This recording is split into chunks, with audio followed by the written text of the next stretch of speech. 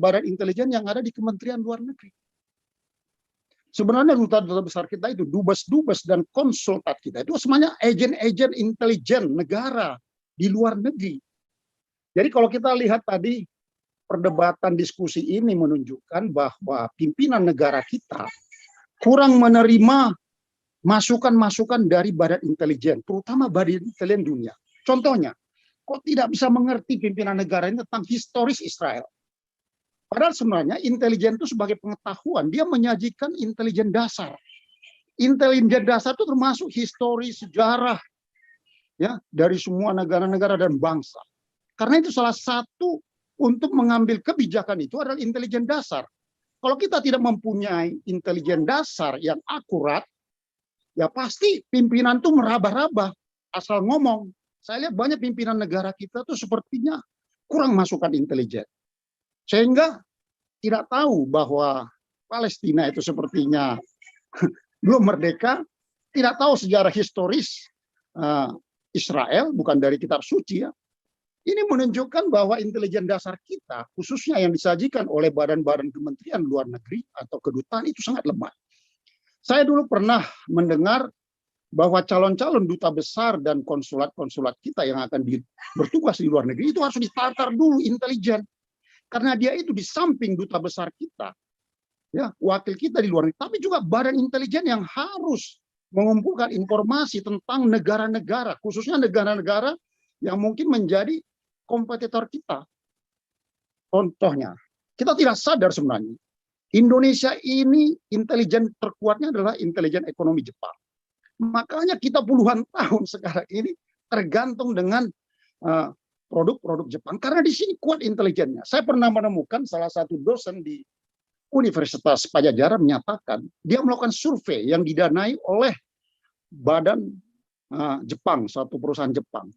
Dia tidak sadar sebenarnya, dia itu mengumpulkan informasi untuk intelijen ekonomi di Jepang. Sehingga Jepang itu tanpa mengirim agennya ke sini, dia tahu apa kira-kira fenomena kesenangan atau perkembangan kesukaan bangsa Indonesia terhadap produk-produk Jepang. Sehingga Jepang itu cepat sekali perubahan ataupun modernisasi produknya.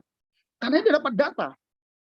Nah, kita terus terang aja, saya melihat bahwa kedutaan-kedutaan kita di luar negeri ini kurang mengerti, kurang diberikan wawasan intelijen. Sehingga mereka datang ke sana itu hanya melaksanakan tugas-tugas kenegaraan seperti mungkin bidang ekonomi.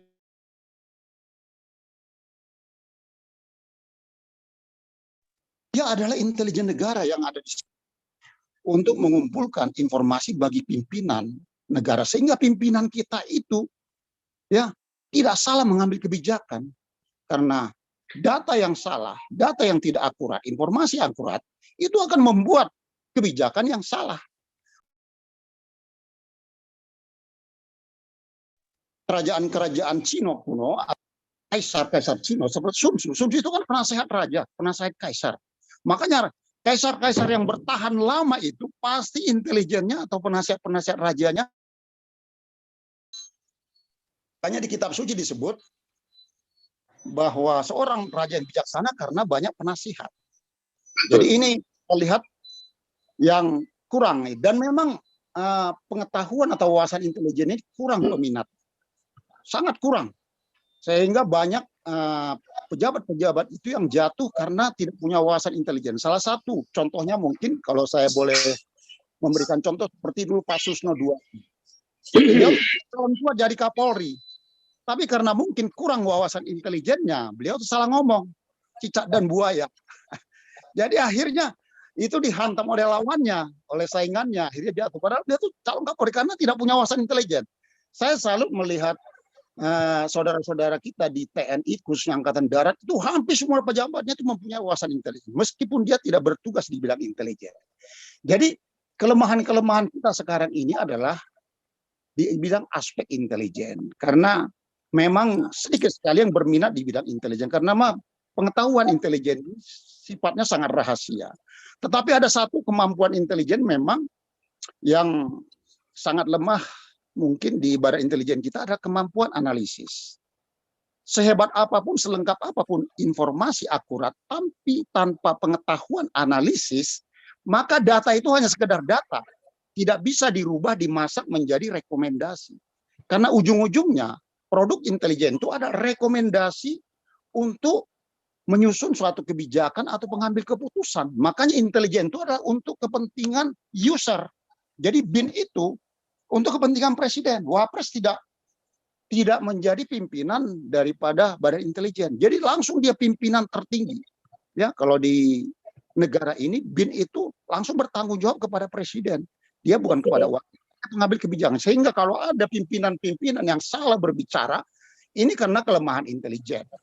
Makanya kalau ingin pimpinan atau seorang raja atau penguasa itu bijaksana, pasti intelijennya yang kuat. Tapi memang pembesaran atau memperkuat intelijen ini, banyak pimpinan-pimpinan kita yang tidak begitu mengerti fungsi intelijen sehingga diabaikan.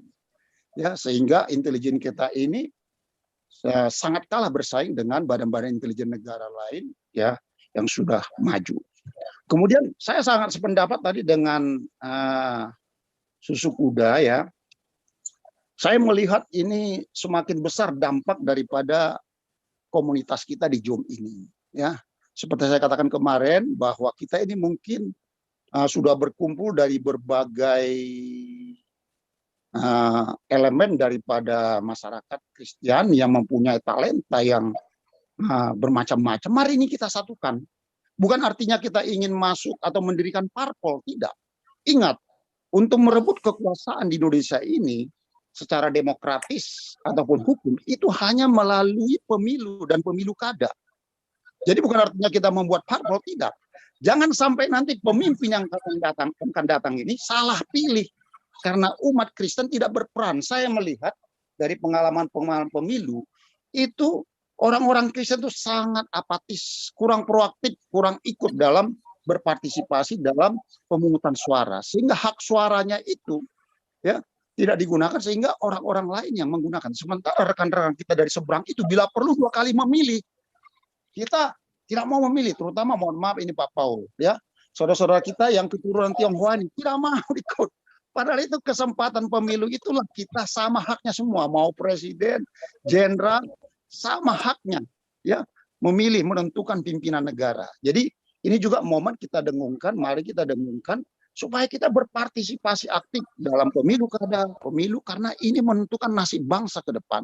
Percuma kita berbicara berkuar-kuar di sini kalau kita tidak bisa menelurkan orang yang tepat, orang yang jujur untuk memimpin negeri ini atau memimpin suatu daerah. Saya kira itu dulu Pak Paul yang bisa saya sampaikan. Luar biasa. Pak Murid Yesus boleh Pak mau nanya Pak?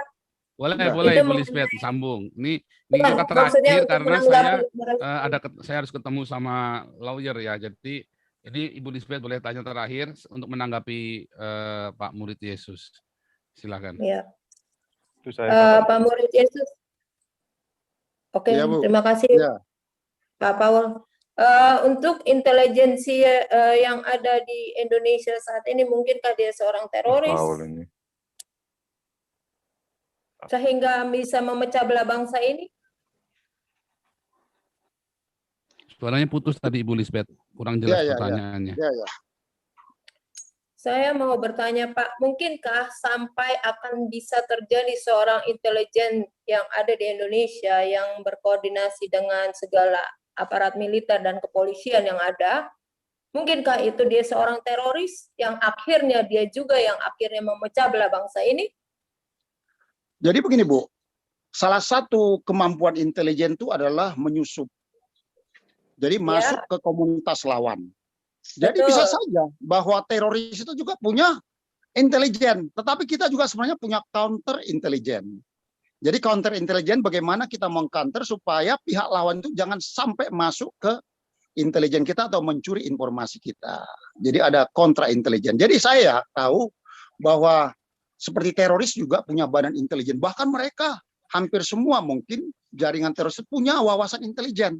Sementara aparat itu intelijennya hanya dibebaskan kepada badan intelijennya, seperti di Polri lah. Polri itu kan ada reserse, ada Sabara, Binmas. Itu yang ngerti intelijen hanya satuan intelijen. Binmas, Sabara itu nggak ngerti sama sekali. Sehingga dia pada saat dia bertugas di jalan seperti lalu lintas, dia tidak punya wawasan intelijen. Dia taunya hanya menilang, melihat pelanggaran. Nah, di sini kelemahan saya lihat di institusi saya dulu Polri, lain dengan di Angkatan Darat khususnya. Angkatan Darat itu meskipun mereka bukan bertugas di bidang intelijen, mereka diberikan wawasan ya penataran tentang intelijen sehingga sedikit banyak mereka mengerti intelijen itu. Jadi bisa saja agen musuh itu masuk ke Pak. Ya. Saya dengan kasus Ahok kemarin, Pak ya. Bukan hal yang tidak tahu seorang intelijen akan rusuh riuh waktu kasus Ahok. Jadi memang sampai negara ini digoyang oleh sebuah agama. Ya kebetulan begini ya. Artinya intelijen ini seperti diam, tidak berkutik.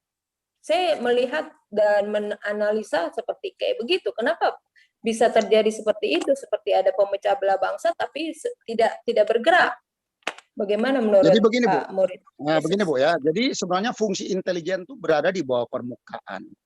Dia tidak di atas permukaan. Jadi dia tidak bisa melakukan kegiatan formal. Dia hanya memberikan informasi kepada user, ya. Yaitu kalau di negara ini kepada presiden, kalau umpamanya di Kodam itu kepada langsung Pangdam. Jadi informasinya tuh. Tapi memang salah satu keakuratan dalam bertindak pimpinan terhadap suatu masalah, kecepatan dan kerahasiaan. Jadi intelijen itu kecepatan. Kalau dia lambat, ya basi, pimpinan sudah terlambat. Kalau rahasia terbongkar, informasi itu bisa diketahui oleh lawan, dia bisa mengantisipasi dulu. Jadi sebenarnya intelijen itu tidak boleh melakukan upaya hukum. Dia tidak seperti reserse nangkap orang, nggak boleh. Makanya intelijen itu salah satu kemampuannya adalah penyamaran, cover. Intelijen tanpa cover, kita lihatlah kasus Munir sebenarnya. Itu salah satu kelemahannya covernya tidak boleh ketahuan. Kalau ketahuan berarti covernya nggak benar, penyamarannya nggak benar. Ada satu lagi kemampuan desepsi. Desepsi itu penipuan. Bagaimanakah kita membuat tipu muslihat sehingga action kita itu tidak diketahui musuh. Tapi sebenarnya intelijen itu apapun boleh dilakukan, asal jangan ketahuan. Jadi covernya yang lemah. Kemarin yang Pak Chandra bilang ya, informasinya boleh apa aja. Kalau intelijen itu boleh selama tidak ketahuan. Bukan maksudnya untuk mengatasi masalah yang terjadi di tengah masyarakat itu, untuk supaya tidak sampai bias masalah itu, sampai sejauh mana itu pihak intelijen dalam mengatasi masalah itu? Jadi begini Bu, makanya saya bilang tadi, kelemahan kita adalah intelijen dasar. Ya, saya lihat ya waktu saya bertugas di Polri ya, saya sudah inventarisir apa kira-kira konflik-konflik besar di negeri ini. Saya inventarisir yang pertama itu adalah konflik agama. Jadi yang paling besar itu membuat Indonesia nanti pecah adalah konflik agama khususnya Kristen dan Islam. Jadi itu ranking pertama. Ranking kedua adalah konflik sara, suku.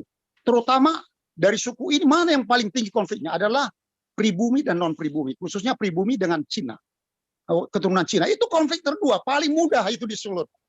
Konflik yang ketiga adalah tentang sumber daya alam, perebutan ekonomi. Kalau kita lihat contohnya seperti Aceh ya, kasus Aceh itu sebenarnya konflik ekonomi tapi dibungkus dengan agama. Karena kalau orang Aceh tidak mungkin bisa digerakkan karena pusat mengabaikan ekonomi Aceh. Makanya waktu itu pimpinan GAM itu mengangkat itu menjadi permasalahan agama supaya bisa memobilisasi masyarakat. Kembali kepada kasus Ahok dan kemarin Habib Rizik. Saya lihat di sini kelemahan intelijen kita. Jadi sebenarnya di intelijen itu ada deputi-deputi atau direktur, ada namanya direktur sosial budaya.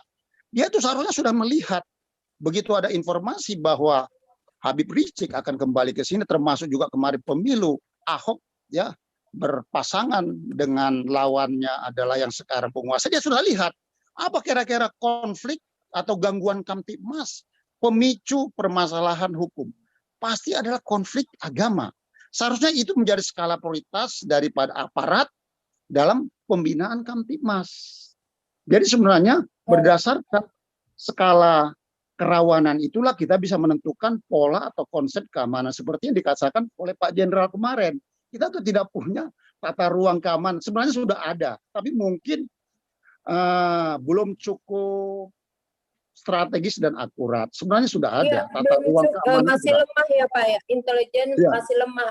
Mungkin melalui Zoom ini Bapak Murid Yesus mungkin bisa memberikan untuk supaya tidak lemah seperti apa dan bagaimana supaya the next, artinya itu kejadian yang ada di tengah masyarakat itu benar-benar teratasi cepat.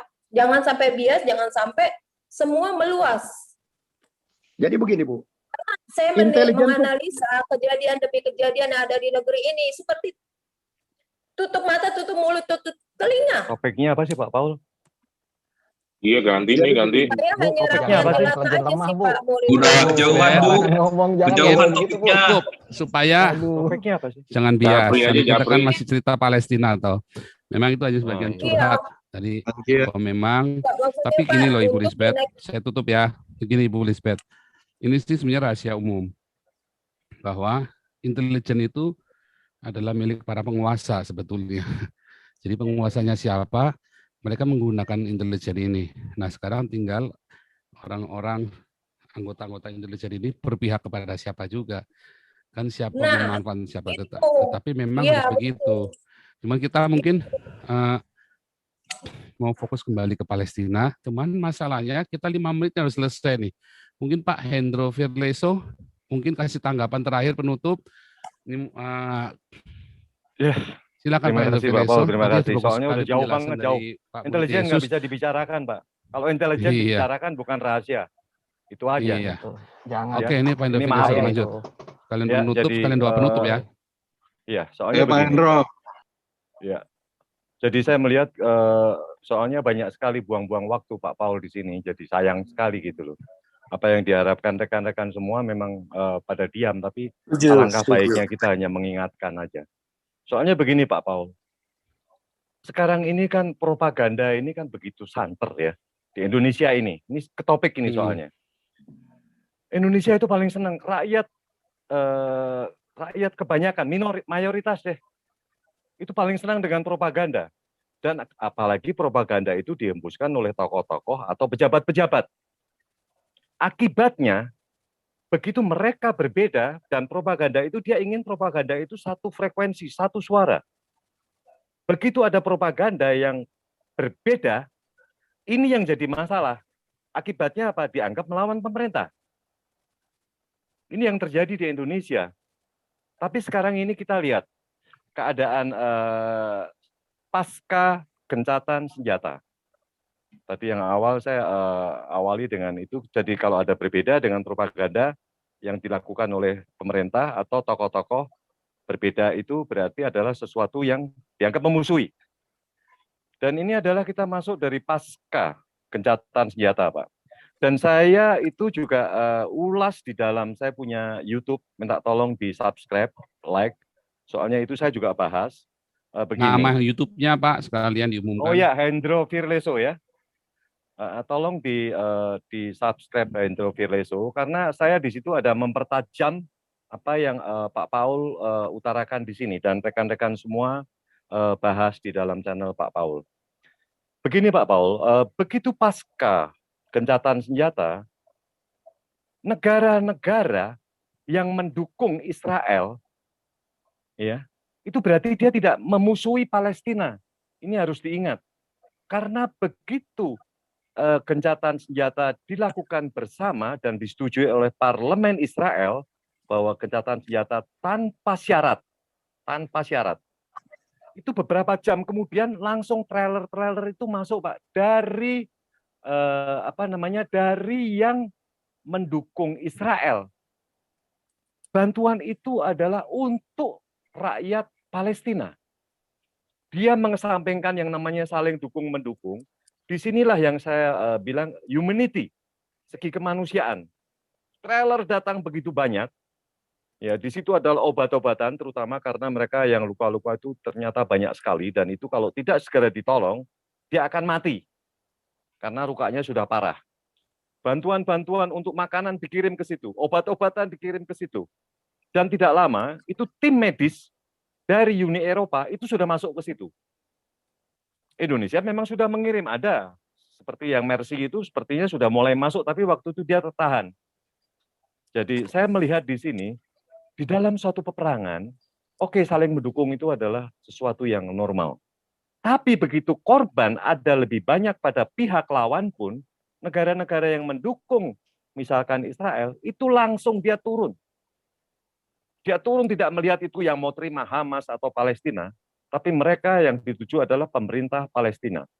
Dan semua negara yang mendukung atau menolong, membantu, memberikan bantuan, dia tidak melihat lagi bahwa itu adalah yang berperang adalah Hamas melawan Israel.